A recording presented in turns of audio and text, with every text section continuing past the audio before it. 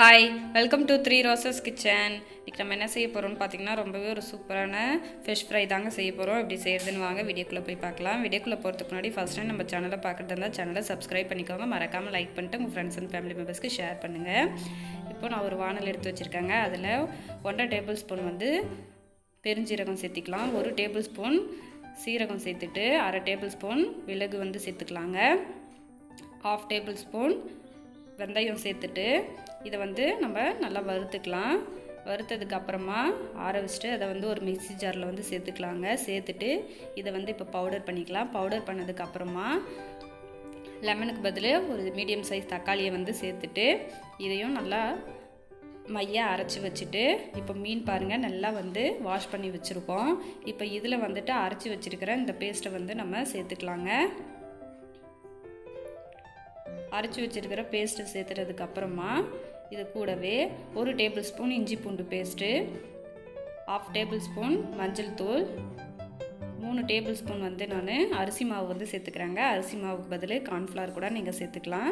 சேர்த்துட்டு இது கூடவே பார்த்திங்கன்னா 2 டேபிள் ஸ்பூன் அளவுக்கு நான் வந்து ஃபிஷ் ஃப்ரை மசாலா வந்து சேர்த்துக்கிறேன். சேர்த்துட்டு இப்போ இதை வந்து மிக்ஸ் பண்ணிக்கலாம். மிக்ஸ் பண்ணதுக்கப்புறமா இதுக்கு தேவையான அளவு உப்பு வந்து சேர்த்துக்கலாங்க. சேர்த்துட்டு இப்போது இதெல்லாம் நல்லா மசாலா எல்லாம் எல்லா மீனுக்கும் தடவி எடுத்து வச்சுக்கலாம். இப்போ வந்து இது ஒரு 1/2 அன் ஹவர் ஊறட்டும். ஊறினதுக்கப்புறமா ஒரு கடாயில் வந்து ஆயில் ஊற்றிட்டு நம்ம ஒவ்வொரு மீன் துண்டாக சேர்த்துக்கலாங்க. இந்த மாதிரி சேர்த்துட்டு அடுப்பை வந்து மீடியம் ஃப்ளேமில் வச்சுக்கோங்க. வச்சுட்டு மீன் சேர்த்து ஒரு 3 நிமிஷத்துக்கு அப்புறமா நம்ம வந்து மீனை இன்னொரு பக்கமாக திருப்பி விட்டுக்கலாம்.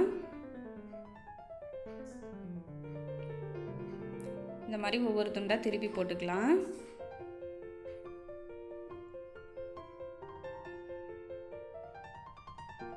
எல்லா துண்டும் திருப்பி போட்டதுக்கப்புறமா நல்லா 2 பக்கமும் திருப்பி போட்டு வெந்து வந்ததும் நம்ம ஃபிஷ் ஃப்ரை ரெடி ஆகிடுங்க. பாருங்கள் நல்லா கிறிஸ்பியாக நான் வந்து வேக வச்சுருக்கேன்.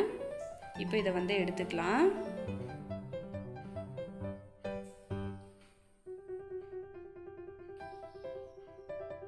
உங்களுக்கு வேணும்னா நீங்கள் இன்னும் கொஞ்சம் முன்னாடி கூட எடுத்துக்கலாங்க. நான் வந்து கொஞ்சம் கிறிஸ்பியாக வேணுன்றதுக்காக நல்லா வேக வச்சு எடுத்திருக்கேன்.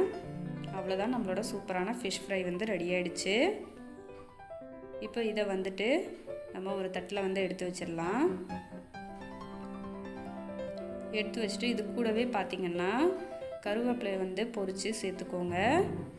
இன்னும் நல்லா பார்க்க சூப்பராகவும் இருக்கும், சாப்பிடவும் ரொம்ப டேஸ்ட்டாக இருக்குங்க. அவ்வளோதான், நம்மளோட சூப்பரான ஃபிஷ் ஃப்ரை ரெடி ஆகிடுச்சு. கண்டிப்பாக நீங்களும் ட்ரை பண்ணி பார்த்துட்டு உங்களோட கமெண்ட்டை சொல்லுங்கள். தேங்க்ஸ் ஃபார் வாட்சிங்.